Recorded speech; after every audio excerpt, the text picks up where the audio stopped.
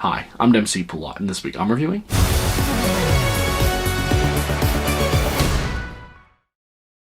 Now, Tetris was directed by Jon S. Baird. It stars Taron Egerton and tells the almost unbelievable true story of the lengths video game designer and businessman Henk Rogers went through to secure the rights to Tetris.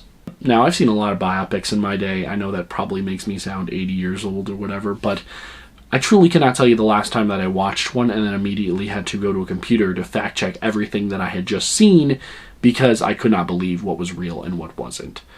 Until now, anyway, because Tetris is that movie. And Tetris is a great movie, if not for anything else, then for the simple fact that it fully immerses the audience in all of the craziness that Henk Rogers experienced.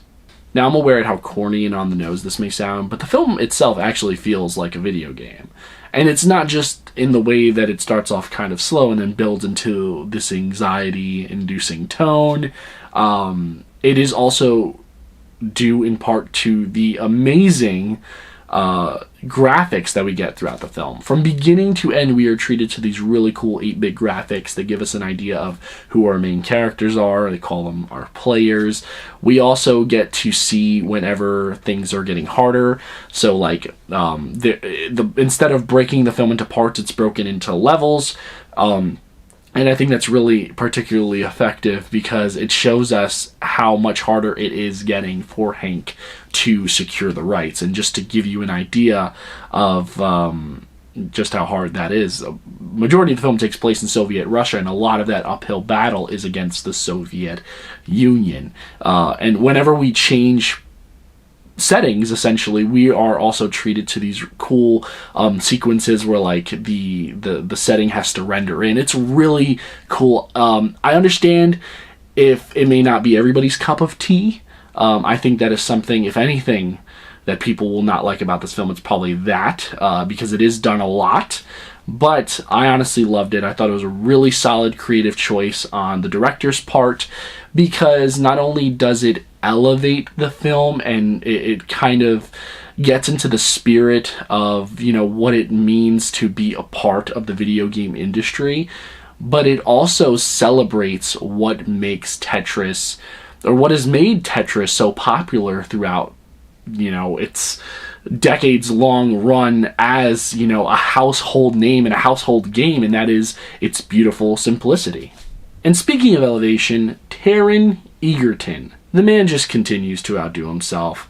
His role here, obviously, no exception. I won't lie, he does come across as a bit sleazy in the beginning. When we first meet him, he's a liar. He's a bit of a gambler, not, you know, at Vegas or anything like that. But he, as we come to find out in the first 5 minutes, he takes money from other investments that he has, and he likes to pour that money into other things that he thinks will work. Tetris ultimately being one of them. He's the kind of guy who throws anything at the ceiling just to see what sticks. And people like that, you know, we don't typically like to root for, but Taron Egerton has such a charismatic presence, and he's so likable, I feel like, in any role that I just want to root for him. And over the course of the film, his persistence, as annoying as it is in the beginning, it kind of becomes something that you realize is his strength and something that really ultimately saves him. Now, despite the acting and the really cool direction, the story does get a little bit muddled.